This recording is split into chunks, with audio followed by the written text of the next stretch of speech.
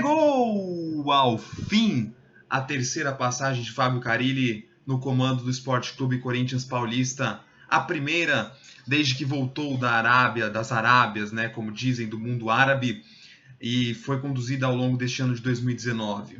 Chegou ao fim o momento trágico para o torcedor corintiano desse futebol pobre, desse futebol pífio, superficial, de um futebol sem ambição, né? Um futebol que se resume aos conceitos de marcação e não possui qualquer repertório de transições, triangulações, infiltrações, criação de jogadas, criatividade. Isso está fora do escopo de trabalho da equipe de Fábio Carille, que se resume, como eu disse, a montar uma linha defensiva sólida com 4 jogadores, colocar um volante ou 2 ou 3 ali à frente dessa linha e torcer para que a equipe adversária não consiga entrar nessa linha de defesa. Quando entra, como o Flamengo entrou hoje algumas vezes, é batata. A equipe sofre. Foi mais uma vergonha hoje protagonizada pelo time teoricamente treinado pelo Fábio Carille, né? Ele próprio admitiu que o time parece que não é treinado, que ele se sentia envergonhado. Achei até um gesto de humildade do Fábio Carille, o que não é comum, né, para uma pessoa tão arrogante nas entrevistas coletivas e tão prepotente. Foi um gesto de humildade, um gesto final, né? Foi uma despedida essa última coletiva dele durante essa semana.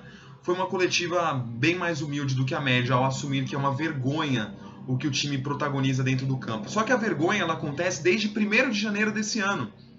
O inacreditável não é o que o está acontecendo agora com o Corinthians, essa queda de resultado. O inacreditável é o Corinthians ter chegado em 4º lugar jogando desse jeito. Inacreditável é o Corinthians ter sido campeão brasileiro de 2017 jogando exatamente desse jeito. Não era nem um pouco diferente o jeito de jogar do Corinthians. Eu já disse e repito, o Corinthians foi 12º colocado no retorno daquele ano. A realidade desse jogo proposto pela comissão do Carille é essa, de meio de tabela. E não importa o elenco que o time tenha, não importa o elenco que o treinador tenha nas mãos, quando taticamente ele é limitado.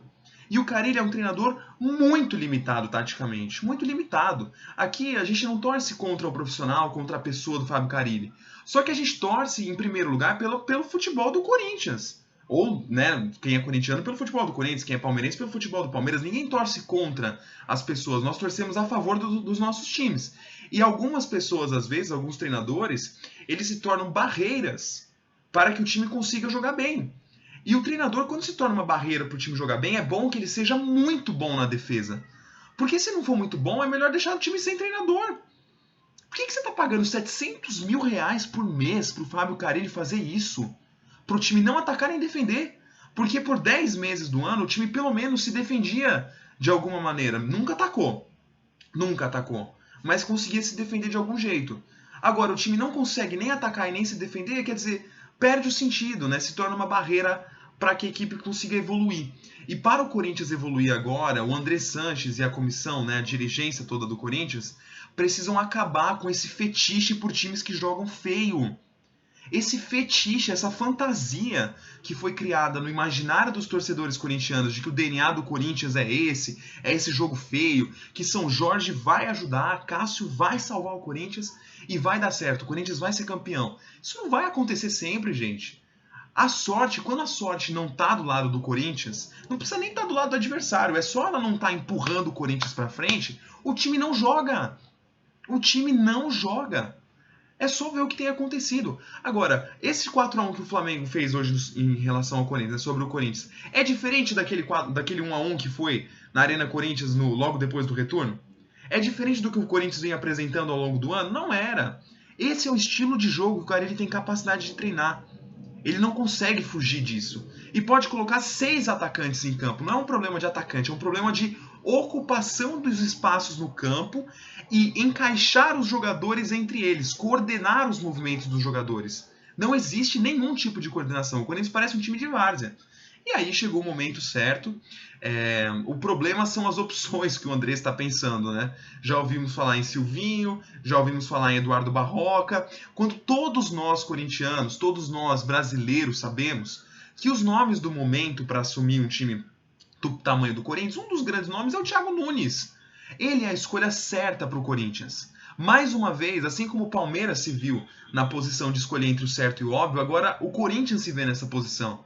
O óbvio é você continuar com esses treinadores meia-boca, que são amigos do André Sanches. É o Silvinho, é o Barroca, daqui a pouco vai começar a ventilar o nome do Cristóvão Borges de novo, do Jair Ventura. Treinadores que assumidamente, o que é impressionante, né? Assumidamente se dizem treinadores defensivos. Pô, mas o treinador tem que entender dos dois lados, cara. Senão você contrata um treinador para treinar a defesa e outro para treinar o ataque. Mas um time só com defesa e sem ataque não vai a lugar nenhum. Não vai a lugar nenhum. E aí, quando a confiança dos jogadores está em queda, nem a defesa funciona. Porque quando a confiança dos jogadores está bem, pelo menos a defesa segura o resultado para o Corinthians ou para qualquer outro time, e o ataque não consegue se virar, mas pelo menos o time empata, né? De vez em quando arranja um golzinho de pênalti, que era como o Corinthians fazia os seus gols, né? Pênalti, bola parada, gol contra, cruzamento da esquerda para a direita. O Corinthians não fez um gol esse ano, que eu me lembro, de jogada trabalhada, como esses gols do Flamengo de hoje. Como esse passe que o Gerson deu para o segundo gol.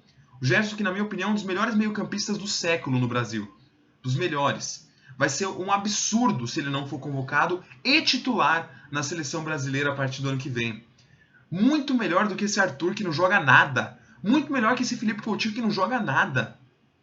Nada. Esse Gerson ele tem uma inteligência de jogo que me lembra muito a do Renato Augusto. Uma pena o Renato Augusto ter queimado tanto o filme dele na seleção brasileira a ponto de não ser nem mais cogitado pelo Tite, porque seria também uma grande adição à seleção. Mas isso já é outra história. O fato é que finalmente acabou essa era do Carille. Agora o corintiano tá com uma bandeira verde e uma vermelha na mão, né? Tá naquele momento em que não sabe se puxa a corda para um lado ou para o outro, porque ao mesmo tempo que causa esse alívio na torcida, a gente também causa aquela apreensão, porque a gente não sabe o que vem por aí, o que vem agora, né? Quem é o próximo treinador? E esse é o grande medo da torcida corintiana. O que o Andrés tem que fazer agora é mandar um monte de pé de rato embora, um monte, Júnior Urso. Olha, esse Júnior Urso, eu vou falar uma coisa pra você, cara. Ele é um jogador nojento, nojento. Ele pega na bola, você sabe que não vai sair algo inteligente dali. É como se fosse o contrário do Gerson. O Gerson, o jogador que pega na bola, sabe que vai sair alguma coisa inteligente. O Júnior Urso é só burrada. É inacreditável esse cara ter terminado a era do Carille como titular do time do Corinthians. É inacreditável. Aí você pega Ramiro, você pega Cleison, Danilo Avelar, Gabriel, você pega um monte de segundo volante encostado que está no Corinthians, Matheus Jesus, René Júnior. Pode mandar todo mundo embora. Gasta todo o dinheiro que você tinha nesses jogadores num técnico bom, no Thiago Nunes. Porque técnico bom salva elenco ruim.